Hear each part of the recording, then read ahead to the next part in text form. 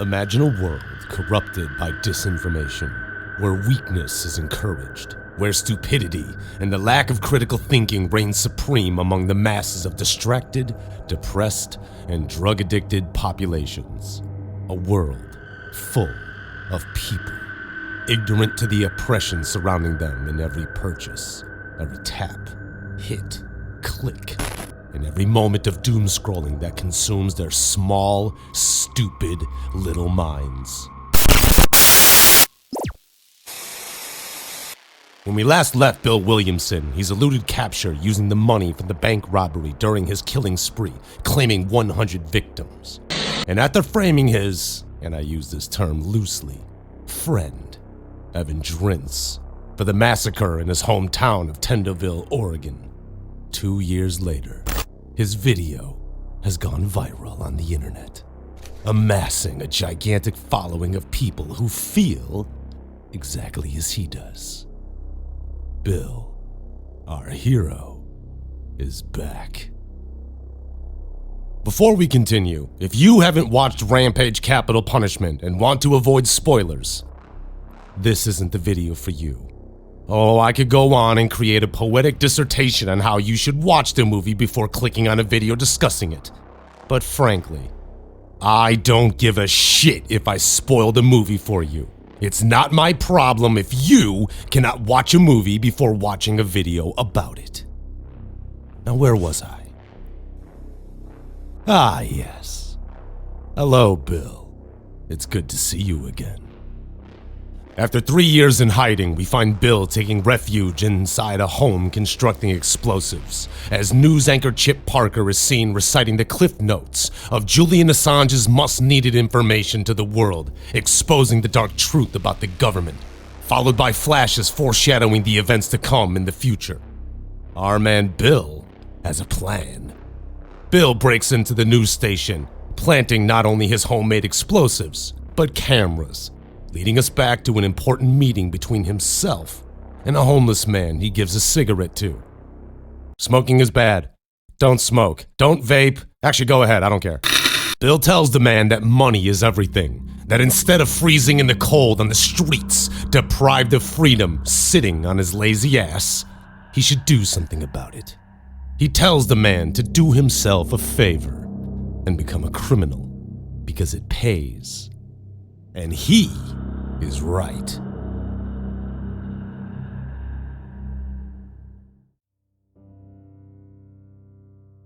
In jail, it's the taxpayers who pay for your electricity, your water, your food, your heat.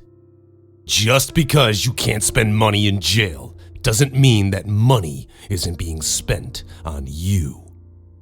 Bill, after preparing his weapons and armor, then spraying lighter fluid inside a cardboard box filled with newspapers, throws his cigarette into the box, lighting it on fire, destroying any evidence of his presence. He then calmly walks to his car and drives away. Bill drives up to the location where he met the homeless man and his now dead friend, telling him that his friend froze to death because he did nothing. He informs the man he is next if he chooses to continue to do nothing, before taking a chair, calmly sitting down, and shooting, or should I say cleansing, a few people, before driving off to his objective, the news station. Bill arrives at the television news station as he kills the security guards and people attempting to run and hide with a dramatic flair, much like a showman entertaining an audience. As the initial shooting subsides, Bill takes Chip and his co-workers hostage, but leaves the news producer Andy, knowing he is necessary in spreading his message to the masses. Bill leads Chip and the hostages to stage 4, where he plans on releasing his latest video to the world, using the news station in order to spread his message. He plans on giving an exclusive interview, an interview Chip will not be able to resist in granting him.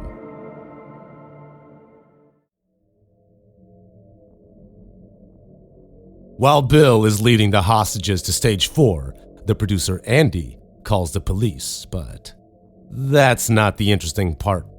We knew he would do it. As Bill is leading Chip and the hostages, Chip expresses he is responsible for his coworkers, while Bill exclaims that Chip is finally doing something worthwhile. Ordering the hostages to sit against the wall, he tells Chip to sit in a chair because he wouldn't want his $3,000 suit to be ruined. Chip initially protests, claiming he wants to sit with his coworkers, yet Bill counters, telling him to not pretend like he's on the same level as the rest of them. This is true, because Chip Parker is a famous news anchor and financially makes way more than the others. Equality. Happy birthday to you. Make a wish, darling.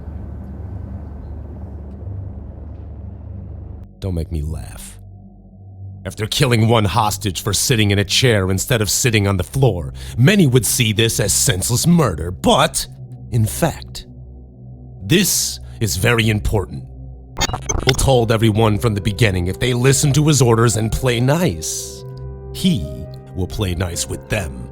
A lesson to be learned for the future.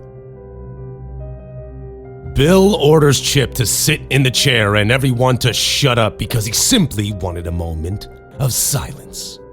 He tells the hostages that if they cooperate, that this can be their safe place.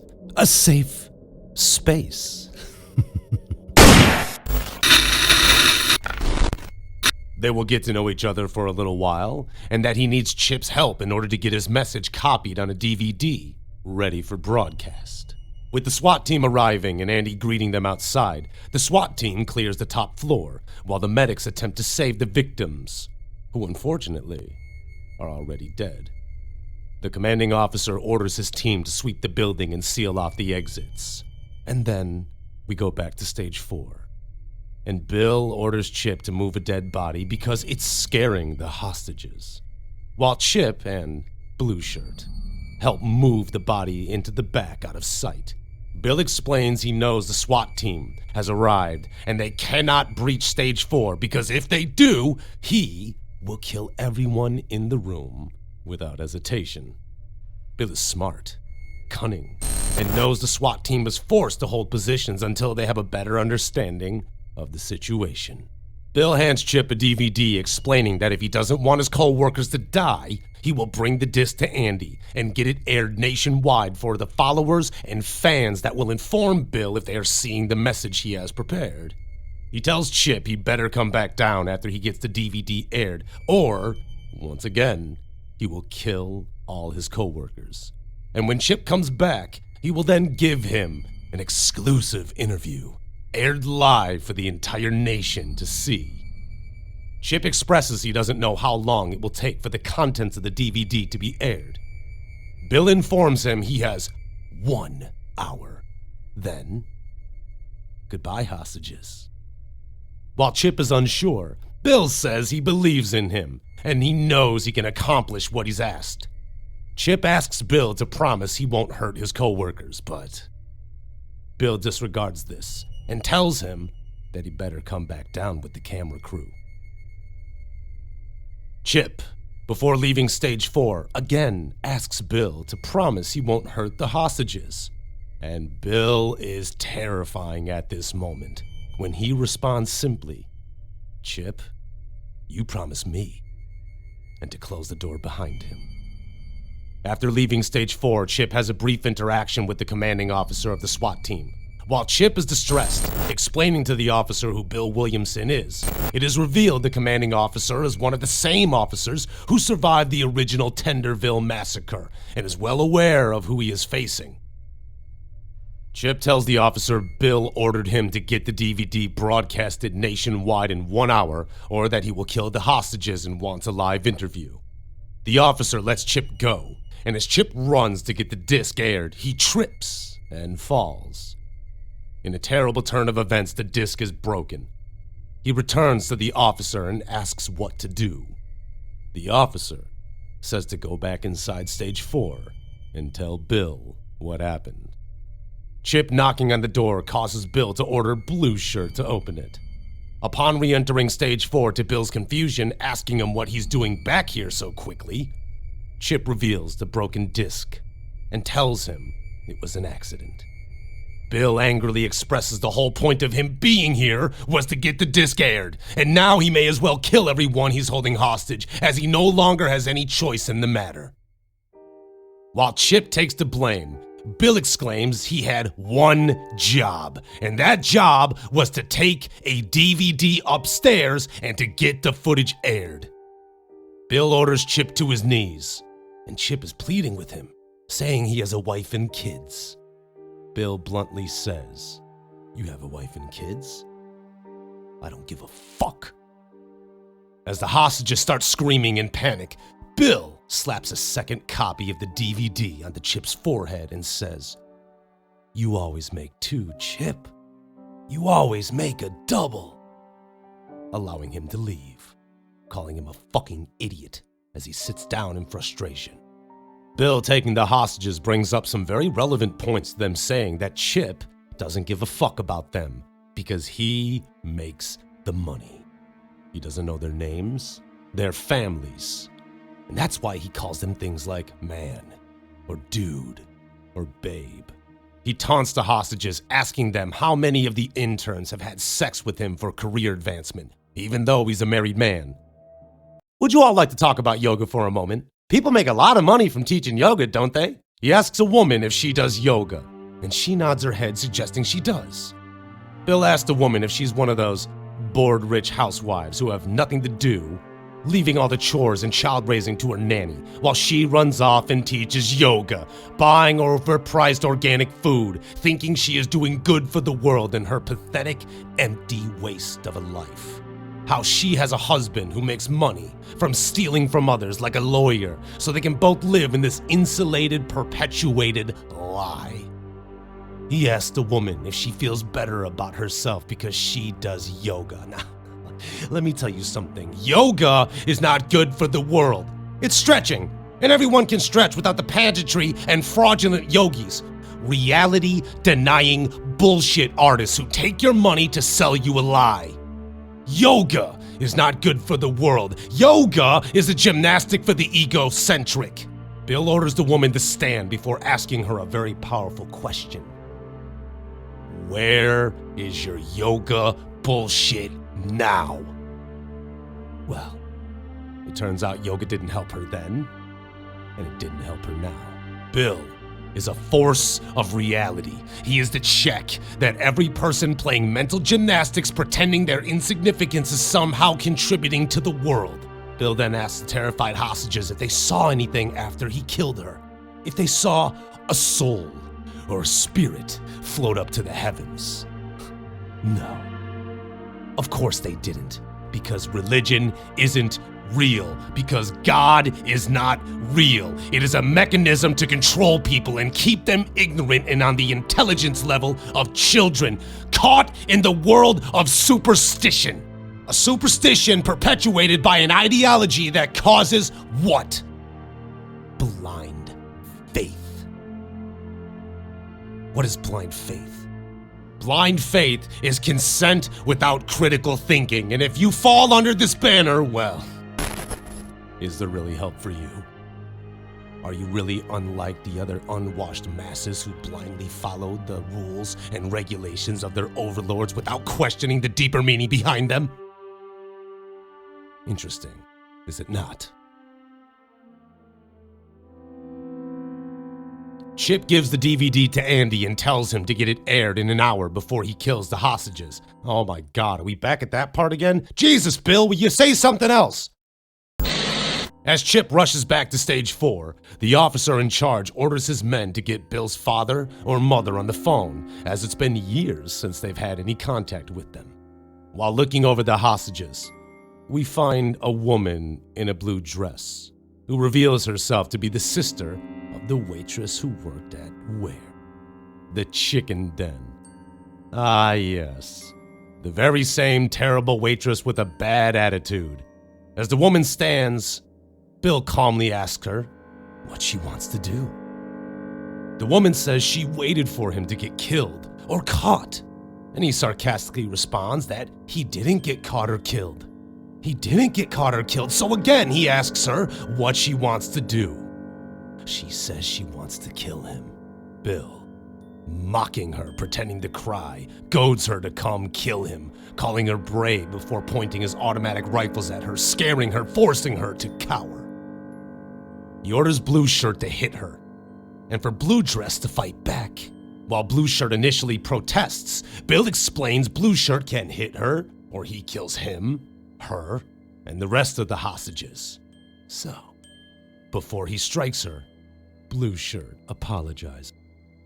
Bill makes Blue Shirt continue to hit her until he bravely faces Bill and says he can kill him or let him sit back down, but he is not going to hit her anymore. Blue Shirt sits, returning to the wall, leaving Blue Dress writhing in pain on the floor. And Bill compliments Blue Shirt at his bravery and his ability to take a stand even at the threat of death. And if there were more men like him, the world would be a better place. And I feel that this is more relevant than ever in the modern world we live in today. A world where weakness in men is accepted, where masculinity is under attack, and men around the world are stigmatized for being men. Blue Shirt has balls. Blue Shirt is a real man, and that is to be respected. Bill once again becomes the reality check the world might not want, but one the world needs. While the officers wait for Chip's return, they plant an agent disguised as part of the film crew. It's revealed Bill has been watching them the entire time through those cameras he planted earlier around stage 4, unbeknownst to the police. Bill is on to them and smirks at their future attempts to kill him. Just as Bill is done taunting the hostages, passing the blame for their inevitable fates as Chip's fault for not delivering on the video, Bill receives messages from his followers that the video is indeed playing, and the contents of this video is not only chilling, but I believe it is one of the most important scenes many of you have never seen before. What Bill says in the video is not only downright terrifying, it's terrifying because of how true his statements actually are. This is the point to where Bill goes from a one-dimensional sociopath into a modern-day prophet of his era. I will now play his speech in its entirety because I don't fucking care about what YouTube's monetization policy says. Some things are more important than money, and freedom of speech is something I believe in. And I believe that a voice is only good if it changes something. For all my fellow viewers, and even my colleagues in the world of content creation, if you learn nothing else, learn that the only thing that does matter is the truth. And if you want to make an impact, you cannot do it through peaceful and passive means. Sometimes you have to make the world change. And sometimes you have to force it to change. Hello everyone, GameJae here. While I would ordinarily love to show you the footage I was about to show you just now, the elder gods of YouTube decided to come down from their ivory towers and cast Zeus-like lightning bolts into my anus and tell me that I can't upload the rest of the video because it's now blocked in all regions. So unfortunately, I have to show you my stupid fucking masked face for the parts that I really wanted to show you instead. Now, there is a solution to this, a solution that none of us want, because it involves you clicking and going to a different site. But the good news is the full uncensored video can be seen on the ScytedTV Patreon. Why did I choose the ScytedTV Patreon? Well, because they're my distributors for the audio format of Tindalos, and they kind of have me over a barrel. Okay, Loyd, I'm sorry. Okay, I'll do the thing. I love ScytedTV. No, they don't beat me and then withhold my ramen noodles. Enjoy. Link in the description below.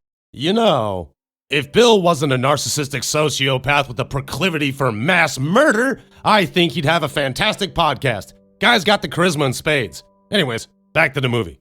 With Chip returning to the officers, the commanding officer explains the plan to him, and Chip is not happy about the turn of events, saying this plan will get him killed. Chip asks if he will still get the interview, which ties directly into what Bill said about him earlier. He doesn't care about the hostages. Not as much as he cares about getting his own fame and being the one to get the exclusive interview with the famed Bill Williamson, the Tenderville terrorist. Additionally, this is a terrible plan to Chip because the trust he and Bill have earned over the course of their time together is fragile at best. And Bill, from the very beginning, had said if they play nice and listen to him, he will be nice to them. Before Chip goes back into stage 4, the officer informs him that they have Bill's father on hold. Oh, hi, Dad. While he tells Chip the plan is to hopefully have Bill's father talk him into surrendering and letting everyone go, this, however, is not the actual plan. The officer has lied to Chip. The real plan is when Bill's distracted talking to his father, they will use the plant agent to kill him. And I'm talking about an agent they planted, not a plant that is also a cop. That's a weird image. As Bill lets Chip and the camera crew with the plant into stage 4, Chip tells him they have his father on the phone, and for a brief moment, Bill transforms from the murderer we've been with throughout the entire movie to a boy talking with his father. It's revealed that Bill's mother died in a car accident, her last moments of life asking to see her son, which sends Bill into a severe emotional turmoil. It's a powerful scene, seeing a son attempting to process the death of his mother. And for those who didn't watch the first film, Rampage, mother is a sweet, caring, and loving woman who honestly would do anything for her son, and Bill loved her with all his heart. Before Bill hangs up the phone, he mocks the police, exposing the agent before shooting him in the chest before he can draw his pistol. Enraged, Bill punches Chip in the face. The SWAT team begins to close in, attempting to breach stage 4, but Bill is one step ahead of the police as he triggers the explosives we saw him planting earlier in specific locations he knew the police would travel through. After killing a majority of the officers with the homemade explosives triggered via his cell phone, the police scramble to recover as medics come to aid the fallen police. Bill, enraged at Chip's betrayal, is about to kill the hostages before Chip convinces Bill to do the interview, which is what Bill and Chip inevitably want. Collaboration. How sweet. Hence face-to-face interview, Bill has his assault rifle trained on Chip, while he attempts to get some answers from Bill as to his whereabouts or his background. Bill is uninterested and says at some point he wanted to be a real journalist before the money and the fame got to his head. While Chip claims he is a real journalist who cares about the truth but believes in the Constitution, Bill suggests it is all a method for the rich to control people, and the very same people, companies, governments who enforce these laws are the same ones who have committed atrocities throughout history. To protect the land and the money that they stole, he proceeds to say the rich are above the law in every governing body across the globe. Every one of them is guilty of using slave labor to accomplish their goals. They are all murderers of their own people. And this is not work of fiction. This is fact. This is historical fact and a reality of our own lives that we live.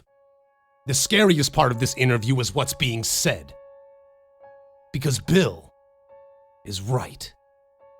Everyone is in the rich's pocket. And it's proven in the next scene where Andy, the producer, is excitedly expressing the news station made over $2 million by licensing the rights to the footage out to all the networks across the world. This isn't even the most chilling part of the interview. Bill explains what it really means to be human.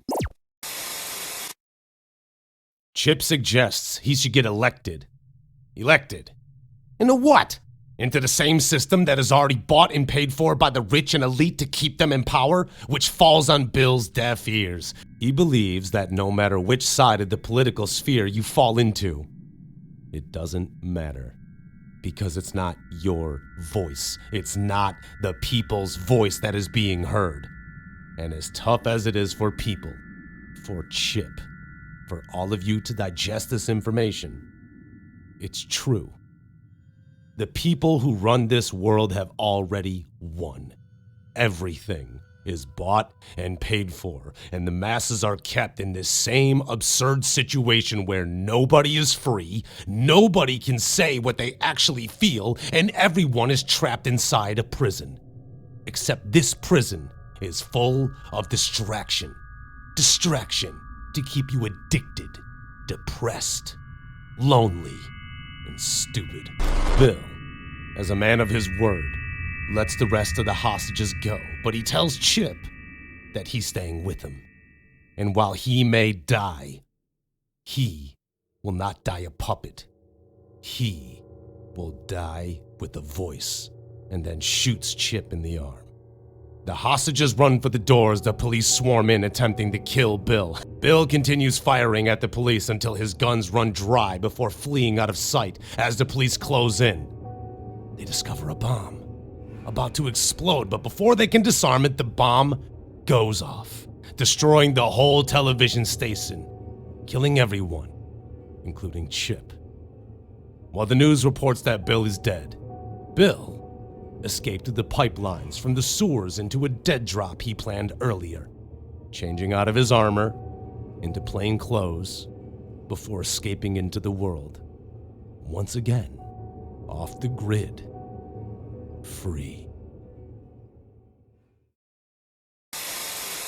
Bill Williams' rampage has not ended. In fact, it's just begun. And with the next movie, Rampage President Down, it will be interesting to see where our hero Bill ends up next. Now, this is a work of fiction, but it is also a powerful commentary on the state of the world we live in today, and if you never hear from me again, assume I am dead. But know this. I released this video because I refuse to be a puppet, and I refuse to be oppressed any longer. I, like Bill, will die, but I will die with a voice. Until we meet again. And remember, everything you see on the internet is a lie, including this.